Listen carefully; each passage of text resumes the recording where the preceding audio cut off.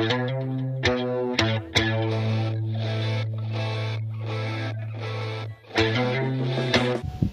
21 तारीख एसएसসির যোগ্য তালিকা বার করার শেষ দিন ছিল। কয়েকদিন আগে বার্তা বসু শিক্ষামন্ত্রী সেই কথা বলেছিলেন। সকাল থেকেই যোগ্য শিক্ষকরা ওখানে হাজির হয়েছেন। 9টা অবধি কোনো যোগ্য তালিকা প্রকাশ করতে পারেনি এসএসসি। 4 জনের প্রতিনিধি দল এসএসসি চেয়ারম্যানের সঙ্গে দেখা করতে গেছিলেন। সেখানে ওদের বলা হয় যে প্রথম কাউন্সিল, দ্বিতীয় কাউন্সিল এবং তৃতীয় কাউন্সিলের অবধি তালিকা প্রকাশ করা হবে, তারপর আর কোনো তালিকা প্রকাশ করা হবে না।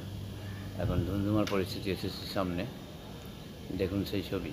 কাউন্সিলররা স্যালারি পাবেন না, তারা স্কুল যেতে পারবেন না, তাদের চাকরি চলে গেল। মামার বাড়ির আবদার নাকি চাকরি চুরি করলো এসএসসি আর সরকার এত বড় দুর্নীতি করলো, আজকে তাদের জন্য আমাদের ন্যাংটা হয়ে রাস্তায় নামতে হচ্ছে। আমরা কি ইয়ার কি পেয়েছেন নাকি? আমাদেরকে একজনকে ছেড়ে কথা বলবো না, শেষ করে দেবো। যদি আমাকে অযোগ্য বলা হয়, আমার চাকরি যদি চলে যায়, এই এসএসসি অফিস চালিয়ে দেবো। এরপরে আর কোনো রিভিউর জায়গা থাকবে না। আমরা এসএসসি অফিস ঘেরাও করে রাখবো, একজন কর্মচারী আর চেয়ারম্যানকে আমরা বেরোতে দেবো না। আমার ইমিডিয়েট সলিউশন বলছি। আচ্ছা আস্তে আস্তে রে বাবা, আস্তে। এই পুলিশ কিভাবে ঠেলছে দেখুন, পুলিশ কিভাবে ঠেলছে দেখুন, দেখুন দেখুন, এই শুধু মিডিয়া পারসন দেখুন।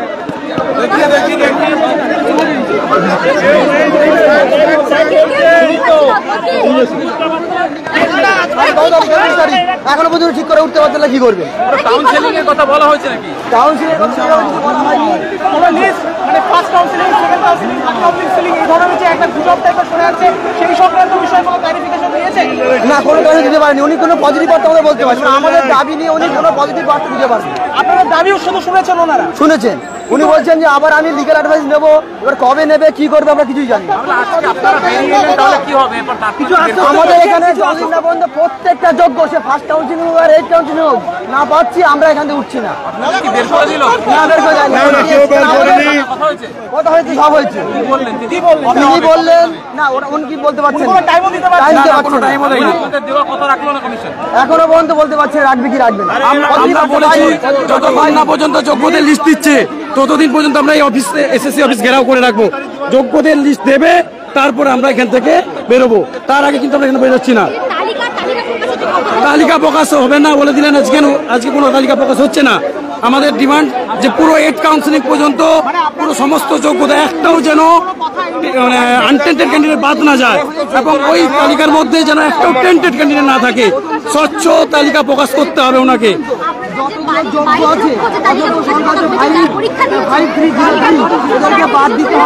ওটা নিয়ে এখন কোনো আলোচনা হয়নি। ওনারা লিগাল অ্যাডভাইস নেবেন, অ্যাডভাইস নেওয়ার পর ওনারা জানবেন। থার্ড কাউন্সিল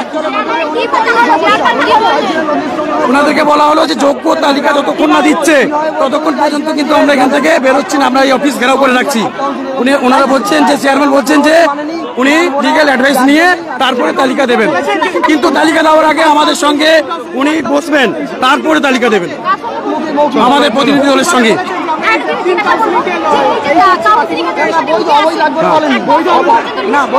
না না, কোনো এরকম থার্ড কাউন্সিলিং নয়, একদম আপ টু 8 কাউন্সিলিং। যোগ্য সমস্ত ক্যান্ডিডেট থাকবে ওখানে, একটাও যোগ্য ক্যান্ডিডেট ওখান থেকে যেন বাদ না যায়, এবং ওই তালিকার মধ্যে কোনো অযোগ্য ক্যান্ডিডেট না ঢোকে। স্বচ্ছ তালিকা পুরো দিতে হবে ওনাকে। না, এই মুহূর্তে তালিকা মানে প্রকাশ করছেন না, উনি আজকে পরিষ্কার জানিয়ে দিয়েছেন তালিকা আজকে প্রকাশ হচ্ছে না।